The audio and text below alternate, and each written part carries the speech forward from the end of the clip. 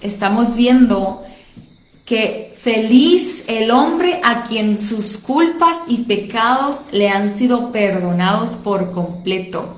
A muchos los guía la ira y el resentimiento. Se aferran a heridas del pasado, señoras y señores. Se aferran a resentimiento, se enclaustran e interiorizan su ira demasiado tiempo. Otros estallan y explotan ante los demás. Ambas reacciones son dañinas e inútiles, poco útiles, ¿no? El resentimiento siempre te daña más a ti que a la persona con la que tienes ese resentimiento. Mientras la persona que te ofendió quizá olvide la ofensa, ¿verdad? Y siga su vida, tú continúas hirviendo de dolor, perpetuando ese pasado. Escucha bien, los que te hicieron daño en el pasado no pueden seguir haciéndote daño a menos que tú te aferres al dolor por medio del resentimiento. Lo pasado, pasado está. Nada lo podrá cambiar. Te estás haciendo daño a ti mismo con tu amargura. Así que por tu propio bien debes aprender de todo eso y liberarte. ¿Sí? La Biblia dice, entregarse a la amargura o a la pasión es una necedad que lleva a la muerte. A muchos los guía el miedo. ¿Sí? La culpa es el número uno y otro es el miedo. Se dejan guiar por sus miedos. Sus miedos pueden ser el resultado de una experiencia traumática, de falsas expectativas, desilusiones, de haber sido criados en un hogar de disciplina rígida o incluso de una predisposición genética, de generación que heredaste. Cualquiera que fuera la causa, las personas condicionadas por el miedo pierden grandes oportunidades porque temen aventurarse a emprender cosas nuevas, proyectos nuevos. Siempre quieren ir a lo seguro, a lo cómodo, evitando riesgos y tratando de mantener el status quo, como siempre ser del común. El miedo es un tipo de cárcel que tú mismo te impones a ti mismo, impidiéndote llegar a ser lo que Dios desea que tú seas. Debes reaccionar contra eso, contra las armas del miedo. Tú tienes que levantar tus armas de la fe y amor. La Biblia dice, la persona que ama no tiene miedo. Donde hay amor, el miedo es vencido. Al contrario, el verdadero amor quita el miedo. Si alguien tiene miedo de que Dios lo castigue, es porque no ha aprendido a ver una imagen más clara de Dios y por ende no ha aprendido a amar, señoras y señores. A muchos los guía el materialismo. Ese es el número 3, el materialismo. El deseo de adquirir se convierte en la meta principal de sus vidas. Este deseo de querer siempre más se basa en la idea equivocada de que cuanto más tengas, más feliz serás, ¿sí? Y más importante, y vivirás más seguro. O sea, como que serás más importante y vivirás más seguro entre más tengas. Como que confías en tus bienes y le quitas el número 1 de confianza a Dios. Pero estos 3 aspectos, la culpa, el miedo y el materialismo, ¿verdad? Son conceptos erróneos. Las posesiones solo proveen felicidad temporal. Como las cosas, ¿verdad? Como las cosas no cambian, tarde o temprano nos aburrimos de ellas. Entonces queremos cosas nuevas, auto nuevo, casa nueva, ropa nueva, ¿verdad? Es algo que va pasando, es pasajero. Más grandes, ¿verdad? Queremos las casas, más grandes queremos todo y queremos todo más moderno, estar a la moda, a lo que está a la vanguardia, ¿verdad?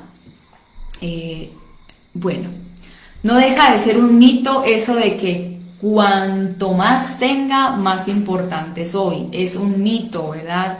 Cuando valemos, ¿verdad?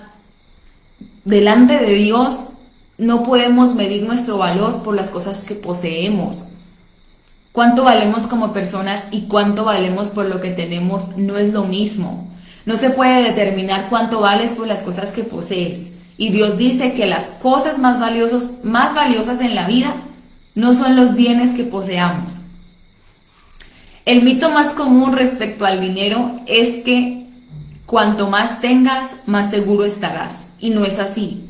Se puede perder las riquezas por muchas razones que están fuera de tu control. La verdadera seguridad se fundamenta solo en algo que no te pueden quitar: tu relación con Dios, ¿verdad? Tu alma. A muchos los guía la necesidad de ser aceptados. Permiten que las expectativas de sus padres, cónyuges, profesores, amigos controlen sus vidas. Muchos adultos siguen tratando de ganarse la aceptación de sus padres, de sus amigos, a quienes es imposible agradar. A otros los guía la presión de los amigos, preocupándose siempre por el qué dirán. Tristemente, aquellos que siguen al mundo, por lo general, se pierden en el mundo. Desconocemos todas las claves del éxito, ¿verdad? Pero hoy te quiero decir, tratar de agradar a todo el mundo es una de las claves del fracaso. Tal vez no te sepas la clave del éxito, pero con que tengas claro que tratar de agradar a todo el mundo es la clave para llevarte al fracaso. Ser influenciado por la opinión de los demás te garantiza perder los propósitos de Dios para tu vida. Jesús dijo: nadie puede servir a dos señores. Hay otras influencias que pueden guiar tu vida, pero todas terminan en un callejón sin salida. Por ejemplo, potencial sin poder usarlo, estrés innecesario y una vida vacía. Esta jornada de 40 noches te va a enseñar a llevar una vida con propósito, una vida guiada, controlada y dirigida por los propósitos mismos de Dios para ti. Nada es más importante que conocer los propósitos de Dios para tu vida, y nada puede compensarte, fíjate bien, nada puede compensarte el no conocerlos. Si no conocemos los propósitos de Dios para nuestra vida, no va a haber nada que pueda compensar esta necesidad, ¿sí? Todos necesitamos saber para qué Dios nos creó, para poder hacer su voluntad, porque esa es parte del manual de instrucciones con el que Dios nos mandó a este planeta. Sin ese propósito, la vida es una marcha sin sentido, un movimiento sin dirección y sucesos que no tienen motivos con esencia, con motivos con sentido. La vida sin propósito es trivial, insignificante e inútil. Vamos a recordar acá unos beneficios de una vida con propósito. Hay 5 grandes beneficios de vivir una vida con propósito, ¿sí? Y en este día 3 los vamos a ver para hacer conciencia de qué está guiando tu vida, ¿sí? Si tienes ya un propósito que es como un mapita con el que vas a ser guiado por Dios, ¿sí? Conocer tu propósito da sentido a tu vida. Fuimos creados para tener significado. Por esa razón, los métodos que utiliza la gente para encontrarlo, como hay gente que usa la astrología, ¿verdad? Que andan viendo ahí los horóscopos porque no tienen claro su propósito. Le están preguntando a los astros, ¿verdad? ¿Cómo va a ser mañana? ¿Cómo voy a estar en 2 años? ¿Cómo voy a estar en 5 años? A ver, ¿qué pasó ahí? ¿Cuántos chicos y chicas andan revisando sus horóscopos todavía a esas alturas? Es un síntoma de que no estás claro en el propósito de Dios y que no has puesto tu confianza en Dios. No quieres escuchar la voz de Dios, quieres algo instantáneo. Y eso es basura, literalmente. Estás llevando tu alma a la basura. Cuando la vida tiene sentido, puedes soportar cualquier cosa, amiga, amigo. Cuando no tiene sentido tu vida, cuando no tienes un propósito, te resulta insoportable a veces levantarte en las mañanas, alistarte, bañarte, cuidar tu cuerpo, cuidar tu imagen. O sea, son cosas que le pierdes el sentido porque así vas perdiendo el sentido cuando tu vida carece de propósito. Un joven de 20 y tantos años escribió algo. Fíjate lo que escribió este joven. Siento que soy un fracaso porque intento llegar a hacer algo, pero no sé qué es. Solo he aprendido a vivir resolviendo lo necesario día a día. Algún día, si descubro mi propósito, me sentiré como si comenzara a vivir. ¿Cuántas personas se pueden sentir así? Sin Dios la vida no tiene propósito y sin propósito la vida no tiene sentido. La vida sin sentido no tiene significado y carece de esperanza. Muchos que no tienen esperanza lo expresaron así en la Biblia, cuando Isaías escribió una queja diciéndole a Dios: en vano he trabajado, en vano he gastado mis fuerzas, sin provecho alguno. Job también dijo, en un momento difícil: mis días se acercan a su fin sin esperanza, con la rapidez de una lanzadera de telar, o sea, como un hilo desenrollándose sin parar. Y también tengo en poco mi vida. Dijo Job: no quiero vivir para siempre, déjenme en paz, que mi vida no tiene sentido, ¿verdad? Cuando Job estaba en ese momento de tragedia, le llegaron esos momentos de falta de propósito, como que se le nublaba, ¿verdad? Esa visión, esa vida, esas promesas que Dios le había dado. La tragedia más terrible no es morir. La tragedia más terrible no es morir. La tragedia más terrible es vivir sin propósito. Porque vivir sin propósito es como vivir muerto en vida, como ser un zombie, ¿sí? Entonces la esperanza es tan especial para tu vida como el aire que respiras y como el agua que te tomas cuando tienes sed.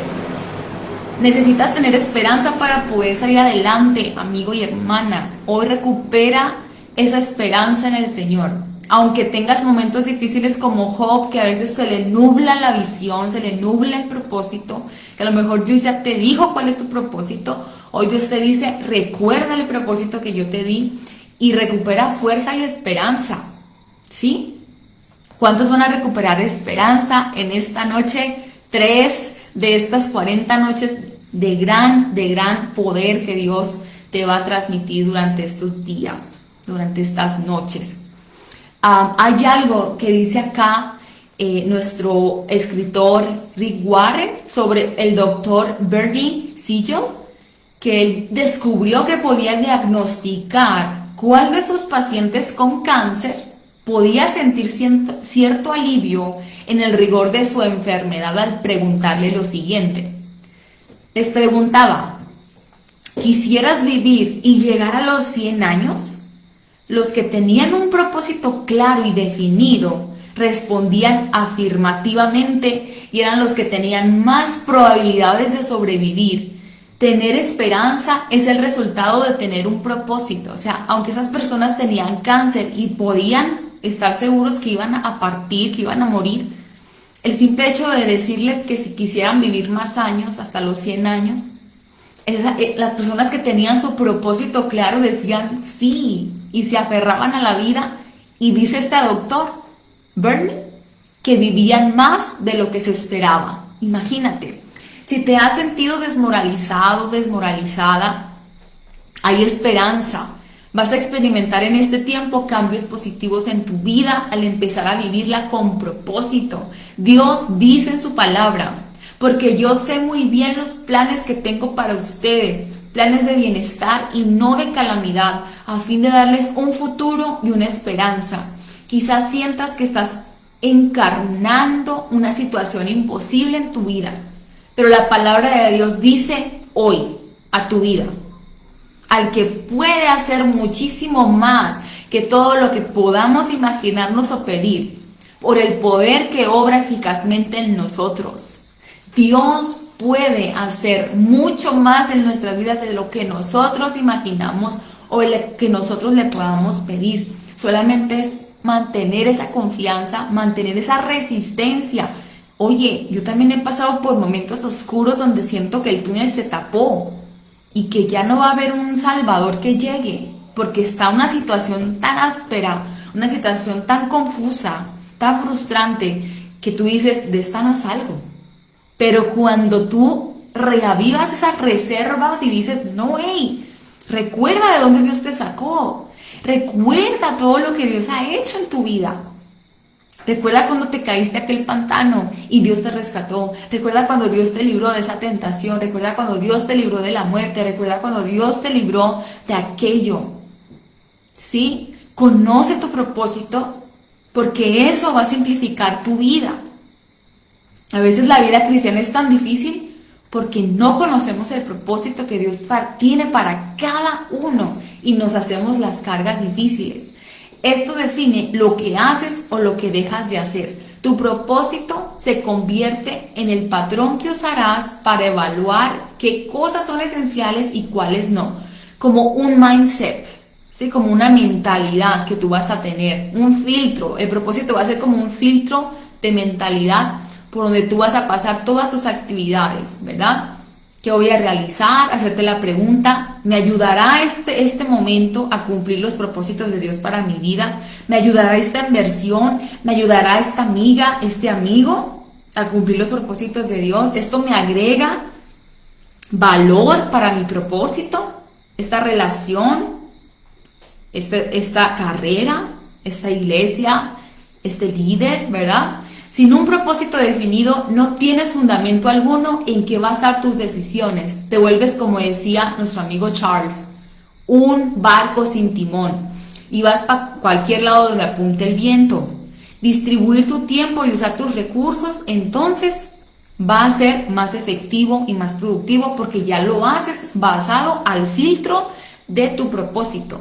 Entonces tomarás decisiones basadas ya no en las circunstancias, ni en las presiones, ni en el estado anímico del momento. Vas a tomar decisiones en base al propósito, no bajo las emociones o las circunstancias o la presión de ese momento.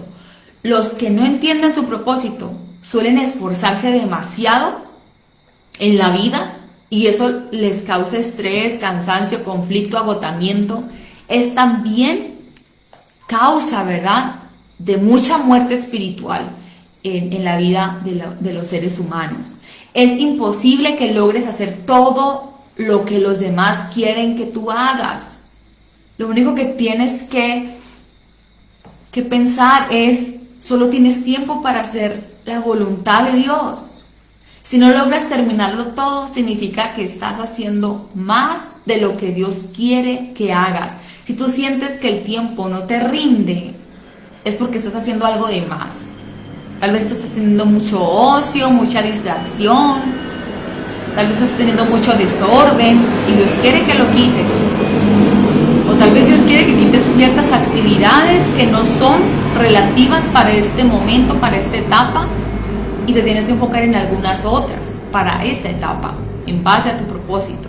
O quizás estás viendo demasiada televisión. Vivir con propósito nos lleva a un estilo de vida más sencillo y a un plan de actividades más saludable, ¿verdad? Todo lo que tenga que ver con la salud es aprender a vivir más plenamente con tu espíritu, alma y cuerpo. La Biblia afirma que hay quien pretende ser rico y no tiene nada. Hay quien parece ser pobre y lo tiene todo. Te lleva también a tener tranquilidad. Al de propósito firme guardarás en perfecta paz porque en ti confía. Qué hermoso texto. Conocer tu propósito de vida te enfoca tu vida, le pone un lente, una lupa, ¿verdad? ¿Dónde enfocarte? Esto hace que dirijas todo tu esfuerzo, tu energía a lo que es más importante bajo el propósito de Dios. Te conviertes en una persona efectiva al ser selectivo, ¿verdad? En el aspecto de elegir qué actividades sí, qué actividades no, dónde dedico más mi tiempo, mi energía. Es natural que las cosas sin importancia nos distraigan. Jugamos a la ruleta rusa, puede ser, con nuestras vidas. Henry David Thoreau observó que la gente vive una vida de desesperación silenciosa. Señoras y señores, ¿qué es eso? ¿Una desesperación silenciosa? ¿Cómo así, Bianca? Hoy, una descripción más exacta sería una distracción sin propósito. Muchas personas se asemejan a los giroscopios que giran con rapidez sin dirigirse a ningún lugar. Sin un propósito claro, seguirás cambiando de dirección, de trabajo, de relación, de iglesia y muchas cosas más, ¿verdad? Seguirás cambiándote de ropa, cambiándote de look, esperando que cada cambio que puedas resolver pueda resolver la confusión o llenar esos vacíos de tu corazón. Piensas, esta vez con este cambio de look, con este cambio de carro, la vida sea diferente para mí. Pero eso no resuelve tu verdadero problema, amigo ni amiga. Es decir, la carencia de enfoque o propósito, la Biblia dice, no sean insensatos, sino entiendan cuál es la voluntad del Señor. El poder de enfoque puede apreciarse con la luz. Un haz difuso tiene poco poder o impacto, pero puedes enfocarlo mejor concentrando tu energía. Por ejemplo, los rayos del sol, con la ayuda de una lupa, pueden ser dirigidos para quemar papel o las hojas, ¿verdad?, del pasto. Cuando la luz es enfocada aún más cerca, los rayos del sol y los rayos de láser, entre más tiempo pase la lupa ahí, puede atravesar el acero, ¿verdad? No hay nada impactante como una vida centrada, enfocada, vivida con propósito. Los hombres y mujeres que han hecho las más grandes diferencias en la historia han sido personas que se han enfocado bien y que han definido su propósito y enfoque. Por ejemplo, el apóstol Pablo propagó el cristianismo casi solo por todo el imperio romano. Una vida enfocada era su secreto, amigo, porque tenía su propósito claro y ahí se enfocó. Enfoque, digan conmigo, enfoque. Una cosa hago, olvidando lo que queda atrás y esforzándome por alcanzar lo que está delante. Amigo y amiga, si deseas que tu vida impacte, enfócala. Ya deja de titubear, ya deja de dudar, ya deja de procrastinar. No trates de hacer todo a la vez. Bianca, no trates de hacer todo a la vez. Una cosa a la vez. Haz menos para que ganes más. Tienes que deshacerte aún de buenas actividades y concentrarte en mejor hacer lo más importante. No porque unas cosas sean buenas significa que tú tienes que hacer todo. Checa de todo eso bueno qué es lo más importante para ahorita bajo tu propósito. Nunca confundas actividad con productividad. Puedes estar ocupado sin propósito alguno. No porque digas que estás ocupado no significa que estás siendo productivo. No quiere decir eso. Hay que ver bien, hay que checar. ¿De qué sirve? Dijo Pablo. Aquellos que queremos todo lo que Dios tiene, mantengámonos enfocados en la meta. Pablito nos lo dijo ya hace miles de años. Conocer tu propósito estimula tu vida. Aquí no hay Red Bull que te levante el ánimo. Aquí no hay vitaminas que te levanten el ánimo como lo hace el propósito de tu vida. Eso te va a estimular, que quede depresión ni que nada. Enfócate en tu propósito y dale duro a esa depresión y dale duro a esa ansiedad. Ordénate, enfócate, planea, ejecuta, toma acción. Do it now. Acciona ya. Hazlo ahora. ¿Sí? Pablo nos dijo, enfócate, hermano. Enfócate. El propósito siempre produce entusiasmo. No, que ando desganado. Enfócate. Recuerda tu propósito. Recuerda tu propósito. No hay nada que dé tanto ímpetu como tener un propósito claro. Ese es mi secreto, amigos, hoy en día. A mí no me gustaba levantarme temprano, no me gustaba hacer muchas cosas. Pero entre más fui afirmando mi propósito, eso me levanta día a día. Y cuando estoy en un momento difícil, eso me levanta día a día. Por otro lado, el entusiasmo se disipa por falta de propósito. El simple hecho de levantarse de la cama se convierte en una tarea ardua cuando no tienes tu propósito claro. Por lo general, es el trabajo sin propósito, no el excesivo, el que nos acaba. Nos deja sin fuerzas y nos roba el gozo de la salvación. George Bernard Shaw escribió: esta es la verdadera felicidad de la vida. Ser usado para un propósito y poder reconocer la supremacía, ser una fuerza de la naturaleza en lugar de algo inconstante, un saco de males y lamentos, siempre quejándose de que el mundo no se ha dado a la tarea de hacerlo aún feliz, a uno. El que siempre estemos culpando de que no, es que no, él no me hizo feliz, ella hizo algo malo, entonces yo por eso me arruino el día y me arruino la vida. No. Esta frase se las voy a compartir en estos días para que la tengan. ¿Sí? Conocer tu propósito te prepara para la eternidad. Ser conscientes de que esta vida es una práctica para la eternidad que ya empezamos. Muchos se dan a la tarea de emplear toda su vida en crear en la tierra un legado duradero, que es importante, pero no es todo. Quieren que se les recuerde después de muertos, pero al final lo más importante no es lo que otros dicen de tu vida. Lo más importante el día que mueras va a ser lo que Dios dice de ti. Y así es en tu presente cuando aún tienes vida. No es lo más importante lo que ellos digan, lo que Dios diga es lo más importante, porque al final eso va a seguir siendo lo más importante y duradero. Este mundo pasará, pero mi palabra jamás pasará, dijo Dios. Muchos no se dan cuenta de que todos los logros personales son superados tarde o temprano. Las marcas se rompen, la reputación se desvanece y los homenajes se olvidan. La meta de James Dobson en la universidad: un joven que era aficionado del tenis, se entrenó, se capacitó para ser el mejor de su generación. Cuando pasan los años, ¿verdad? Él dejó su trofeo en esa universidad y pasan los años cuando se da cuenta que a su casa llega una caja, ¿verdad? Un amigo le lleva la caja y se da cuenta de su trofeo de esos años. Y el amigo le dice: mira, encontré esto en la basura de la universidad.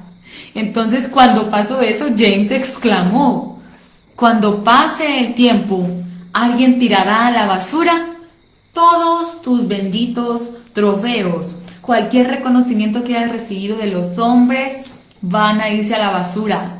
Vivir para dejar un legado terrenal es una meta que revela visión, pero muy limitada.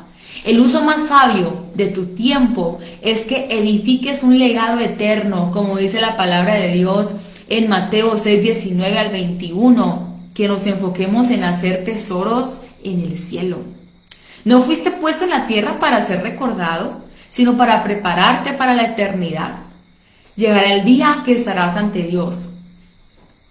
Él hará un inventario de tu vida, un examen final. Antes de que entres en la eternidad, la Biblia declara: todos tendremos que comparecer ante el tribunal de Dios. Así que cada uno de nosotros tendrá que dar cuentas de sí a Dios. Afortunadamente, Dios desea que todos pasemos este examen. Por eso nos ha dado las preguntas con anterioridad. Al leer la Biblia podemos imaginar que Dios nos planteará dos preguntas decisivas que hay que pensar. Primero, ¿qué hiciste con mi Hijo Jesucristo? ¿Qué hiciste en tu vida con Jesucristo? ¿Lo manifestaste en tu vida? ¿Cogiste su carácter? Dios no cuestionará tu trasfondo religioso, en qué denominación estabas, qué te ponías, qué usabas, qué no usabas. Dios no te va a preguntar tu inclinación doctrinal ese día. Lo único que tendrá relevancia en ese momento será si aceptaste lo que Cristo hizo por ti y si aprendiste a amarlo y a confiar en Él y a vivir en sus principios. Jesús dijo: yo soy el camino, la verdad y la vida. Nadie llega al Padre sino por mí. Y número dos, te va a preguntar y me va a preguntar: ¿qué hiciste con lo que te entregué? ¿Qué hiciste con lo que te entregué, Bianca? ¿Qué hiciste con lo que te entregué, Pablito? ¿Qué hiciste con lo que te entregué? ¿Qué hiciste con tu vida? ¿Qué hiciste con tus dones, talentos, oportunidades, recursos, dinamismo, relaciones? ¿Qué hiciste? ¿Lo gastaste todo en ti mismo? ¿O usaste esto para los propósitos para los que te creé? El objetivo de este momento de 40 noches con propósito es prepararte para estas dos preguntas. Vamos en la introducción, amigos, todavía aguanten, todavía no hemos llegado al punto de los descubrimientos del propósito. Estamos viendo todavía concientización del propósito, la importancia de ella, los beneficios de ella y las consecuencias negativas de no tener el propósito claro. La primera pregunta va a determinar dónde pasarás la eternidad. Y la segunda pregunta va a determinar qué harás con tu eternidad. Al concluir este momento de 40 noches con propósito, vas a estar listo para responder estas dos preguntas. Y vamos a ver la conclusión de este tiempo, de esta noche 3. Pensando en mi propósito. Punto de reflexión. Vivir con un propósito es el camino a la paz. La palabra de Dios dice, buscad la paz, encuéntrenla y síganla.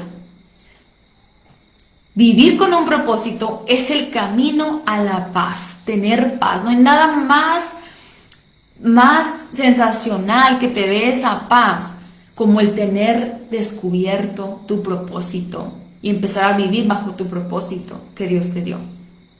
Y el versículo para memorizar es Isaías 26:3. Al de propósito firme guardarás en perfecta paz, porque en ti confía. No confía en los horóscopos, no confía en la suerte, no confía en el dinero, no confía en lo material, no confía en el hombre. Pregunta para considerar. ¿Cuál podrían decir mi familia y amigos que es la fuerza que mueve mi vida? ¿Por qué tu familia y amigos más cercanos? Porque ellos te conocen. Ellos te pueden decir, a ti te mueve mucho el trabajo, el dinero, las emociones.